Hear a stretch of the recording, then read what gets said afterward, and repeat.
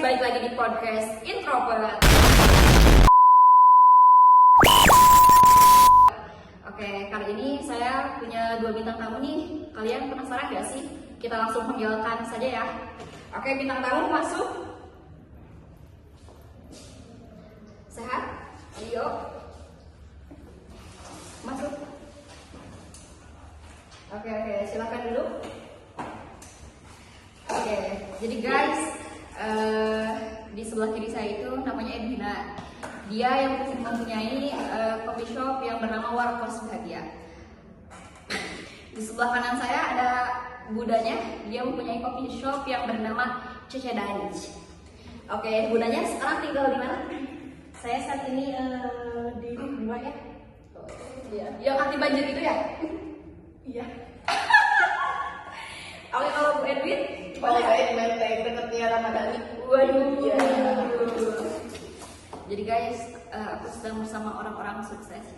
Alhamdulillah. Jadi teman-teman, hari ini kita bakal bahas sesuatu yang sering dianggap tidak ribet, padahal penting banget buat coffee shop. Jadi balance scorecard, tenang, kita bahas santai aja ya. Oke, di antara kalian berdua, ada yang tahu gak sih apa sih balance scorecard itu? Sebelum kita mulai ke pembahasannya ya, saya di sini bakal ngasih tahu dulu nih balance scorecard yang dikembangkan oleh Robert S. Kaplan dan David P. Nanten. That's simple. Iya ya, jangan bisnis itu jangan cuma dilihat dari duitnya doang. Kalau coffee shop kamu rame, tapi pelanggannya balik lagi, baristanya resign, terus kayak persisnya lama, ya lama-lama bakal tumbang juga lah. Iya, maklum juga ya. Betul. Oke. Tapi ada 4 perspektif nih. Oke, Yang baik. pertama Apa aja itu pemilihan Perspektifnya Cece dan Iya, Cece Danj. yang pertama adalah keuangan itu kita tuh untung enggaknya. Terus yang kedua adalah pelanggan. Iya. Mereka puas apa enggaknya sih dengan produk yang kita jual itu? Yang ketiga adalah proses internal. Kerjanya efisien apa enggak? Yang terakhir adalah pembelajaran dan SDM. Tim berkembang apa enggaknya gitu kan. Terus kalau keempat seimbang itu bisa jadi stabil. Jadi enggak turun gitu kan. Jadi Iya, stabil aja. stabil ya. Oke. Saya ada pertanyaan nih. Kenapa UMKM nggak cukup dilihat dari laporannya saja? Ada yang bisa jawab nggak? Ada kalian? Soalnya kan kalau laporan keuangan itu di akhir ya. Jadi mungkin penyebabnya bisa dari mana aja gitu. Bisa jadi kalau semisal coffee shop kamu itu lagi menurun, bisa jadi di penilaian Google-nya itu wifi pelanggannya yang lemot gitu. Terus kayak apa namanya, apa sih kesalahan UMKM, KPI kebanyakan, cuman fokus target omset gak pernah evaluasi rutin. Jadi kayak apa sih namanya, kita buka bisnis yang gak analisis marketingnya kayak gimana. Jadi kayak kita ngalir aja, itu salah banget ya teman-teman, gak boleh kayak gitu. Kita nggak boleh ya guys. kita harus tahu target pasarnya, segmentasi pasarnya gimana gitu. Jadi intinya kalau mau buka usaha harus benar-benar dianalisis gitu. Oke, jadi intinya kalau mau coffee shop kamu bertahan lama, jangan cuma lihat angka, lihat juga pelanggan, proses, dan tim kamu ya. Betul. Catat ya guys. Catat guys. Oke, sekarang kita bahas biaya ya. Menurut kalian, kalau penjualan naik, biaya apa sih yang ikut naik? Itu yang disebut biaya variabel. Itu saja. Oke. Gak apa-apa. Kalau tetap walau gak ada pembeli bagaimana? Iya, tetap lah. Jangan apa dong? Iya. Kita nggak ketawa lah. Saya juga nih.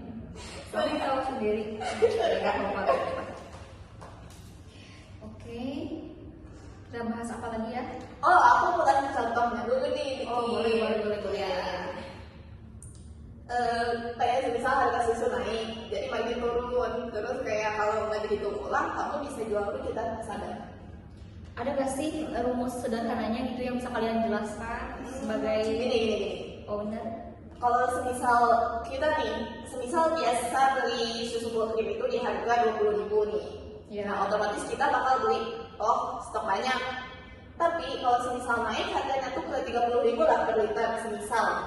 Otomatis kita juga kayak pembeliannya itu turun, sehingga margin penjualannya juga ikut turun, sehingga tanpa disadari si distributor susu ini otomatis mau gak mau harus nurunin si harga jualnya supaya pendapatan yang awal itu balik lagi.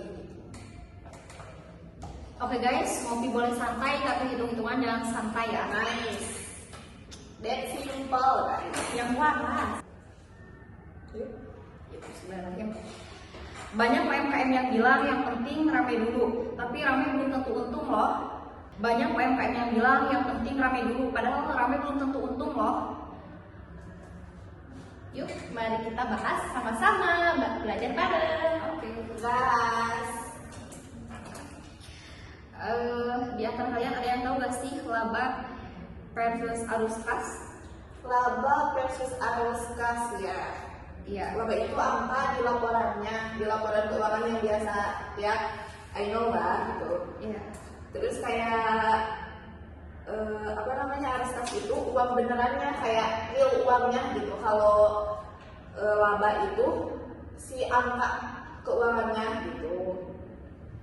Bisa aja laba besar tapi kas kosong karena banyak utang.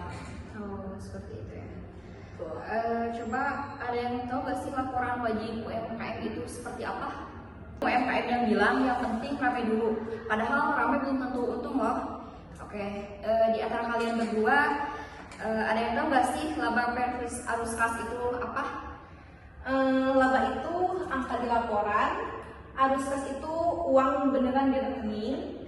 Bisa aja laba besar tapi kas kosong karena banyak utang. Oke, kalau laporan wajib UMKM ada yang tahu gak sih di antara kalian? Nah, menarik nih ya pembahasannya. Ya. Buat kalian yang mau buka usaha gitu ya, aku kasih tahu laporan wajib apa yang harus emang dilakuin gitu. Catat ya guys, catat. Ya, betul. Yang pertama itu ada laporan laba rugi. Itu pasti benar-benar wajib banget. Yang kedua itu ada arus kas. Yang ketiga ada neraca sederhana. Nggak harus ribet. Excel juga cukup di awal. Terus bahaya nggak sih catat keuangan itu? Tentunya bisa jadi berbahaya kalau kita nggak tahu margin, salah harga jual, ambil uang usaha seenaknya. Jadi sebenarnya gampang buat bikinnya, cuman kalau kita nggak teliti juga ya bisa berabre gitu. Oke, jadi kalau misalkan kamu gak maksudnya baik kalau kamu gak bisa kontrol uang yang akan kontrol kamu. Betul guys. Iya. Jadi belajarlah money management dari sekarang sebelum uangmu menghancurkan dirimu. Iya.